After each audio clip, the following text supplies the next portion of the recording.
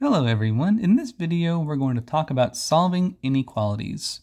Specifically for this video, we'll talk about solving inequalities using addition and subtraction. Now, the rules for solving inequalities are generally the same as they were if we were solving equations, specifically the linear equations we were doing in several videos earlier. The catch for solving inequalities versus solving equations is the solution. For equations, we had one solution. An inequality has an infinite number of solutions, so it's not possible to go back and check all of our solutions. However, we can check our computations and the direction of the inequality symbol, and I'll have a couple of examples for us to work out. For solving inequalities, we also have addition and subtraction properties of inequality, much like how we had the addition and subtraction properties of equality. We'll have some stuff, and then we'll have an inequality symbol like less than, and maybe a variable and some other stuff. What we do to one side, we'll have to add or subtract from the other side in order to cancel that specific term out. So we'll add something over, or we'll subtract something over.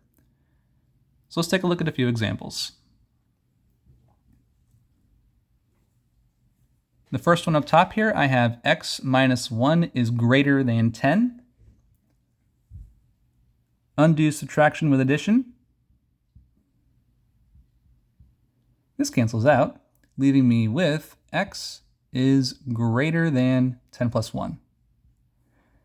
Now this solution set says x is greater than 11. So 11 is not a solution to this inequality. Every number bigger than 11 is a solution. And that's the main difference between solving equations and inequalities, is what the final answer is.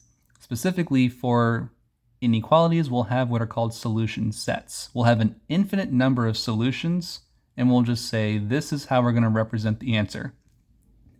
You can also graph this on a number line if you want to see it pictorially. I'll do it right over here. Just a small example. So if I put 11 here, we do that, there we go.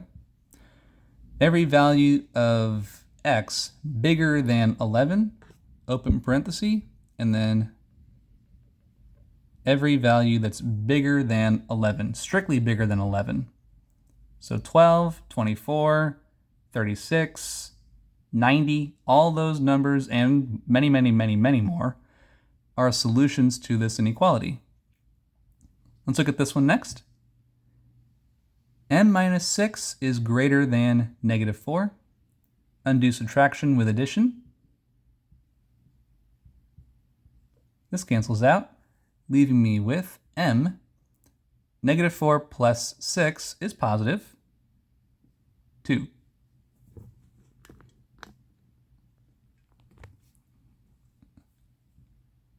So every value strictly bigger than 2 is a solution to this inequality. Let's look at a few more. Up top, I have t plus 3 is greater than or equal to 8. So now we got to subtract. And then from there, we'll have our solution sets. We'll have t is greater than or equal to 8 minus 3, or 5. So this solution set is t greater than or equal to 5. Every value including 5 and bigger than 5 is a solution to this inequality. And right here, k plus 3 is less than or equal to 4. Start by taking away 3.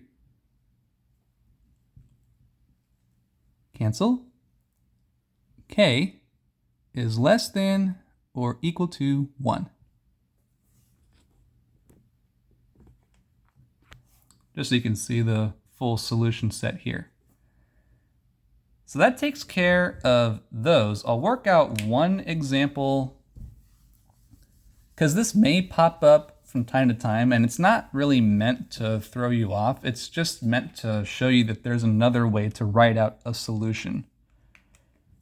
So if I had an inequality that said, I'll just make this up on the spot, z minus 3 is greater than 8.